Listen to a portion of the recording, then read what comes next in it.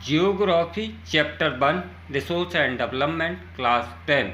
आज का विषय है सोइल एज ए रिसोर्स, मृदा एक संसाधन के रूप में, टाइप ऑफ सोइल, मिट्टी के प्रकार, एलुवियल सोइल और ब्लैक सोइल को आज हम डिफाइन करेंगे। नया दौर है नई पढ़ाई, सबने पढ़ने की होड़ लगाई। स्मार्ट हो बच्चे, स्मार्ट हो क्लासेस, सबकी यही उम्मीद है भाई, सबकी यही उम्मीद है भाई। सोइल एज ए रिसोर्सेज माने मिट्टी किसके रूप में? एक संसाधन के रूप में। तो soil is the most important renewable natural resource. मिट्टी क्या है? सबसे ज्यादा महत्वपूर्ण रिन्यूएबल नवीनीकृत नेचुरल प्राकृतिक रिसोर्स है। It is the medium of plant growth and support different type of living organism. It is the medium, यह माध्यम है, ऑफ प्लांट ग्रोथ, पेड़ पौधों की वृद्धि का, एंड सपोर्ट, और यह मदद करता है, different type of living organism, यह जो जीवित प्राणी हैं उनकी अलग अलग तरीके से मदद करता है। ऑन द अर्थ माने पृथ्वी पर। The soil is a living system. Soil कैसा है? एक मृदा एक जीवंत तंत्र है। देखो यहां पे क्या बताया है कि मृदा को एक जीवन तंत्र बताया गया है, समझे? It takes millions of years to form soil up to a few centimeter depth. कुछ सेंटीमीटर डेप्थ, कुछ सेंटीमीटर गहरी मृदा को बनने में क्या होता है? लाखों वर्ष लग जाते हैं। रिलीफ, पेरेंट्स रॉक और bed rock, climate, vegetation and other forms of life and time are important factor in the formation of soil. उच्चवचक जन सेल अथवा संस्तर सेल जलवायु, वनस्पति और अन्य जैव पदार्थ और समय मुख्य कारण है। प्रकृति के अनेक तत्व जैसे, तो इसके लिए कौन कौन, ये बनती कैसे? इसके लिए क्या क्या है? देखो, different type of living organism on the earth. The soil is living system. Soil कैसा है? लिविंग सिस्टम है। Is take million of type of years to form soil up to few centimetre depth. कुछ centimetre मृदा को बनने में लाखों year लगते हैं। Relief, parent rock of bed rock, climate, तो इसमें क्या क्या यूज होता है? सेल अथवा संस्तर सेल, इसे क्या बोलते हैं? Rock, relief, parent rock and bed rock, तो इन्हें बोलते हैं सेल अथवा संस्तर सेल, ठीक है ना? क्लाइमेट जलवायु, वेजिटेशन वनस्पति, and other forms of life and time are important factor, यही सबसे ज्यादा मुख्य फैक्टर है in the formation of soil. किसके लिए? मृदा फॉर्मेशन के लिए। इसके बाद आता है various factors of nature such as change in temperature, action of running water, wind and glaciers, activity of decomposers etc। इसके अलावा भी हैं। कौन कौन से हैं? इसके अलावा कौन कौन से हैं? जैसे तापमान परिवर्तन, बहते जल की क्रिया, पवन, हिम नदी और अपघटन की क्रिया आदि मृदा बनने के प्रक्रिया में योगदान देती हैं। Contribute to the formation of soil, किसमें देती हैं? मृदा बनने में योगदान करती हैं। Chemical and organic change which take place in the soil are equally important. Soil also consists of organism, humus and inorganic materials. तो रासायनिक और जैविक परिवर्तन भी महत्वपूर्ण है। मृदा जैव, हुमस और अजैव दोनों प्रकार के पदार्थ से बनती है। चित्र 1.5 में देख सकते हैं। दूसरा है on the basis of the factors responsible for the soil formation. मृदा बनने की प्रक्रिया में को निर्धारित करने वाले तत्व कौन कौन से हैं? कलर है, थिकनेस है, टेक्सचर है, age, chemical and physical properties. The soil of India are classified in different type. मृदा बनने की प्रक्रिया में को निर्धारित करने वाले तत्व उनके रंग, गहराई, गठन, आयु एवं रासायनिक भौतिक गुणों के आधार पर भारत की मृदाओं को निम्नलिखित प्रकार के हैं वर्गीकृत किया गया है। तो क्लासिफिकेशन ऑफ सोइल, तो इसे क्या बोलते हैं? मृदाओं का वर्गीकरण। अब मृदाओं का वर्गीकरण क्या है? India has varied relief feature, landforms, climatic realism and vegetation type. These have contributed in the development of various type of soil. Bharat में अनेक प्रकार के उच्चावच भू आकृतियाँ, जलवायु और वनस्पतियाँ पाई जाती हैं। इस कारण अनेक प्रकार की मृदा विकसित हुई है। तो पहला मृदा का कौन सा है? Alluvial soil. अब हम सबसे नंबर 1 की मृदा कौन सी है? Alluvial soil. इसमें भी आ जाता है कभी कभी, एक टिप्पणी करने के लिए आती है, तो इसमें एलुवियल सोइल पर भी टिप्पणी करने के लिए आ सकती है। तो बड़े ध्यान से पढ़ें हम इसे और सीखें। इसमें क्या करना है? मेन चीज है कि ये कहाँ पाई जाती है और इसके इम्पोर्टेंट फैक्टर क्या हैं, ये बनती कैसे है, इसकी बनावट क्या होती है और इसमें कौन कौन से तत्व पाए जाते हैं। तो this is the most widely spread as important soil. यह मृदा विस्तृत रूप से फैली हुई है। कैसी है? विस्तृत रूप से फैली हुई है और यह देश के महत्वपूर्ण मृदा है। In fact the entire northern plains are made of alluvial soil. तो वास्तव में संपूर्ण उत्तरी मैदान जलोढ़ मृदा से बना है। तो कौन सा? Entire northern plains. जो नॉर्थर्न प्लेन्स है, प्लेन माने मैदान और नॉर्थर्न माने उत्तरी, तो उत्तरी मैदान किससे बना हुआ है? जलोढ़ मृदा से बना हुआ है। ठीक है ना?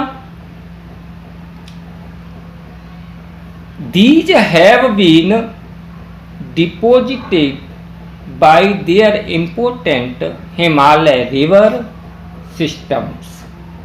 यह मृदा हिमालय की 3 महत्वपूर्ण नदी तंत्रों की वजह से है। अब वे नदी तंत्र कौन कौन सी है? The Indus, the Ganga and the Brahmaputra. इन नदी तंत्र सिंधु, गंगा और ब्रह्मपुत्र नदी के द्वारा लाए गए निक्षेपों से बनी है। These soil also extend in the Rajasthan throughout the narrow corridor तो यह सक्रिय गलियारों के द्वारा ये मृदाएं राजस्थान और गुजरात तक फैली हुई हैं। Gujarat, Rajasthan and Gujarat through out narrow corridor, माने सक्रिय गलियारे के द्वारा ये मृदाएं कहाँ तक फैली हुई है? गुजरात और राजस्थान तक फैली हुई हैं। Alluvial soil is also found in the eastern coastal plains, particularly in the deltas of Mahanadi, the Godavari, the Krishna and the Kaveri river. पूर्व तटीय मैदान विशेषकर महानदी, गोदावरी, कृष्णा और कावेरी नदियों के डेल्टा में भी जलोढ़ मृदा से बने हैं। किस किस के क्षेत्र बने हैं जलोढ़ मृदा से?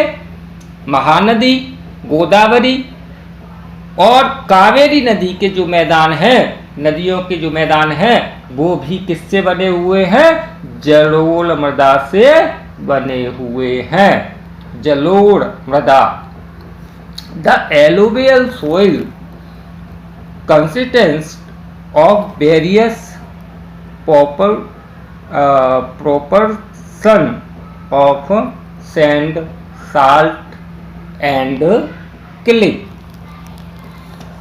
जलोढ़ मृदा में रेत होता है, सिल्ट होती है और मृत्तिका के विभिन्न अनुपात में पाए जाते हैं। As we move inland toward the river valley, तो जैसे हम नदी के मुहाने से घाटी के ऊपर की ओर जाते हैं, soil particles appear somewhat bigger in size, तो मृदा के कणों का आकार बढ़ता जाता है, बढ़ता चला जाता है। In the upper reaches of the river valley, नदी घाटी के ऊपरी भाग में नदी valley, i.e. near the place of break of slope, the soil are coarse such as soil are more common in Piedmont plain such a Duras, Chos and Terre। जैसे ढाले भंग के समीप मोटे कण वाली मृदा पाई जाती है, ऐसी मृदा पर्वतों की तलहटी पर बने मैदान जैसे द्वार, चो क्षेत्र और तराई के में आमतौर पर पाई जाती है। Apart from the size of their grains or components, soil are also described on the basis of their age। कणों के आकार या घटकों के अलावा मृदा को पहचान उनकी आयु से भी होती है। According to their age, alluvial soil can be classified as old alluvial। तो according to their age, उनकी उम्र के आधार पर जलोढ़ मिट्टी को कैन बी क्लासिफाइड, हम वर्गीकृत कर सकते हैं एज ओल्ड एलुवियल, जो पुरानी मृदा होती है उसे हम क्या बोलते हैं? Bhangar. And new alluvial soil को हम क्या बोलते हैं? Khadar. The bhangar soil has higher constitution of khadar. तो इस मृदा को हम दो तरीके से वर्गीकृत कर सकते हैं।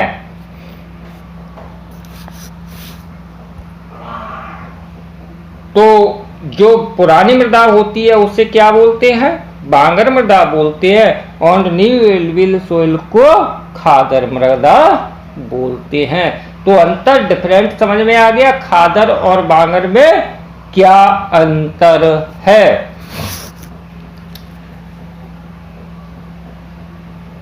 अब क्या लिखा है, the bhangar soil has higher constitution of खादर।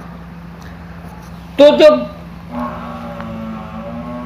जो बांगर मृदा होती है, कौन सी, पुरानी वाली, जिसे पुरानी ओल्ड एलुवियल सोइल बोलते हैं, उसमें क्या होता है, soil has higher constitution of khadar. तो खादर मृदा के मुकाबले कंकड़ की मात्रा अधिक होती है। आया समझ में? कंकड़ की मात्रा कैसी होती है, कंकड़ की ग्रंथियां की मात्रा अधिक होती है। अब इसके बाद चलते हैं हम इसी पेज के दूसरे वाले पार्ट पे। नूडल्स देन खादर, किसकी अपेक्षा, खादर मृदा के। तो एक डिफरेंट तो यही है। दूसरा, it has more fine particles and is more fertile than bhangar. तो ये खादर मृदा होती है, ये कैसी होती है, कैसी होती है, खादर बांगर मृदा के कंकड़ ग्रंथियां, मगर खादर मृदा में बांगर मृदा की तुलना में ज्यादा महीन कण पाए जाते हैं। Alluvial soil as whole are very fertile, mostly these soil contain adequate proportion of potash। तो जलोढ़ मृदा में बहुत उपजाऊ होती है। अधिकतर जलोढ़ मृदाएं potash, phosphoric acid and lime which are idea of growth of sugarcane paddy. तो ये मृदा होती है ना, इसमें क्या क्या होता है, पोटास होती है, फास्फोरिक एसिड होता है और चूना, क्या होता है, फास्फोरिक चूना युक्त होती है, जो इसे गन्ने, चावल और गेहूं और अन्य अनाजों के लिए, beet and other cereal and pulses crops के लिए बहुत ज्यादा उपजाऊ होती है। Due to its high fertility, regions of alluvial soil are intensively cultivated and densely populated soil in the drier of area are most alkaline and can product it after proper treatment of the irrigation। गेहूं और अन्य अनाजों के लिए तो यह फसल किस किस के लिए उपयोगी है, इसमें किसकी मात्रा ज्यादा होती है, जलोढ़ मृदा में पोटास, फास्फोरस और चूना युक्त होती है, जो इन्हें गन्ने, चावल, गेहूं, अन्य अनाज और दलहन फसलों की खेती के लिए उपयुक्त बनाती है। अधिक उपजाऊ के कारण जलोढ़ मृदा वाले क्षेत्र में गहन कृषि की जाती है और वहीं जनसंख्या घनत्व भी अधिक है। सूखे क्षेत्रों में मृदा अधिक क्षारीय होती है। इन मृदा का सही उपचार और सिंचाई करके इसको पैदावार बढ़ाई जा सकती है। इसके बाद आता है black soil. These soil are black in colour and are also known as the regur soil. तो ब्लैक सोइल, काली मिट्टी कौन सी होती है, काली मृदा।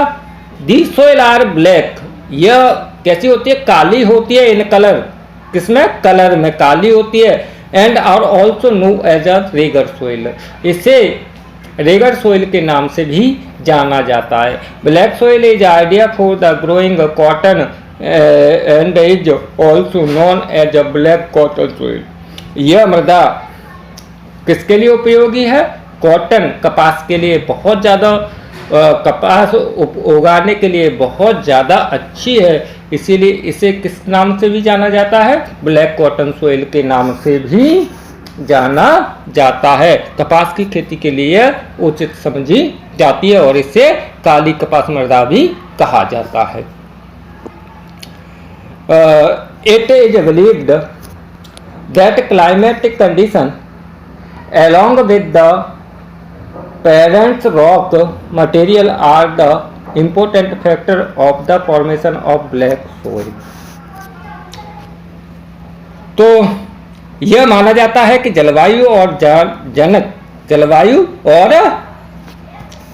जनक सेलों की काली मृदा के बनने में महत्वपूर्ण योगदान दिया है। इस प्रकार की मृदाएं दक्कन के पठार बैसाल्ट क्षेत्र तो कहाँ पाई जाती है? This type of soil typical of Deccan trap माने होता है पठार, बैसाल्ट रीजन माने क्षेत्र में,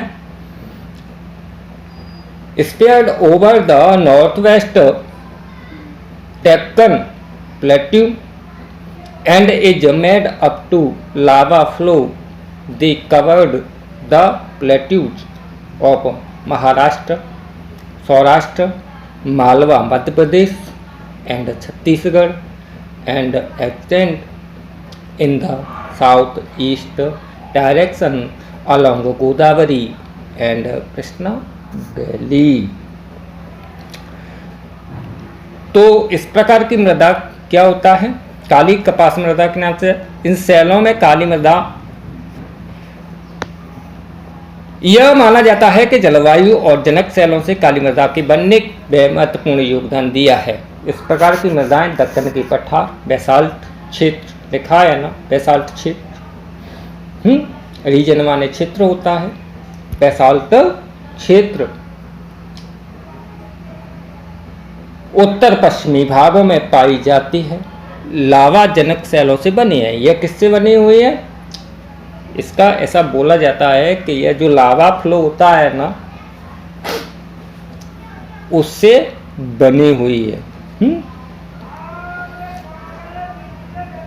flow the cover of the plateaus of Maharashtra, जिससे क्या है? जनक सेलों से बनी ये मृदाएं महाराष्ट्र, सौराष्ट्र, मालवा, मध्य प्रदेश और छत्तीसगढ़ के पठार में पाई जाती है और दक्षिण पूर्वी दिशा में गोदावरी और कृष्णा नदियों की घाटियों तक फैली हुई है। The black soil are made up extremely fine, उदाहरण क्लेड एंड मटेरियल्स। काली मृदा बहुत महीन कणों अर्थात मृत्तिका से बनी है। किससे बनी हुई है? मृत्तिका से। They are well known for their capacity of hold moisture. तो इसमें किसकी क्षमता ज़्यादा होता है? इसमें नमी धारण करने की क्षमता बहुत अधिक होती है। In addition they are rich in soil moistures nutrients such as calcium carbonate, magnesium, potash and lime. इसके अलावा ये मृदाएं कैल्शियम कार्बोनेट, मैग्नीशियम, पोटास और चूने जैसे पौष्टिक तत्वों से परिपूर्ण होती हैं।